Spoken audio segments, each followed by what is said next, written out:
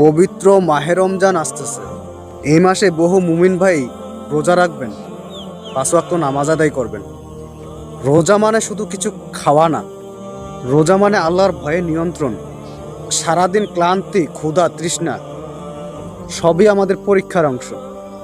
মাগরিব আজানের আগেই, অর্থাৎ ইফতারের আগে আমাদের কিছু খাওয়া সম্ভব, কারণ আমরা কিছুই খাই না, কারণ আমরা জানি আমাদের রব সব দেখতেছেন। ভাবেন তো, কেউ যদি নাও দেখেন, আমাদের রব কিন্তু ঠিকই দেখতেছেন। রোজার মাসের এই ভয়ভীতিটা আমাদের ভিতরে পুরো বছর থাকতো, আমরা কেউ মুনাফিক হইতাম না, আমাদের দ্বারা অন্যায় হইতো না, আমাদের দ্বারা কুফরি হইতো না, সমাজে কোনো প্রকার অন্যায় হইতো না। কারণ একটাই, আমার রব তো সব দেখতেছেন। না শুধু রমজান মাসে, না শুধু নামাজের সময়, সব সময় দেখতেছেন আমার রব। ওই রমজান মাসের মতোই সব সময় আমাদের উপর আল্লাহর নজর আছে।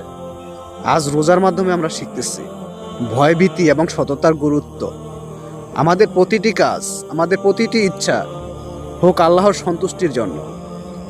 মুমিন ভাইরা, মনে রাখবেন, রমজান কেবল মাস না, এটা একটা শিক্ষা, এটা একটা হিকমত এবং আত্মা পরীক্ষার সময়।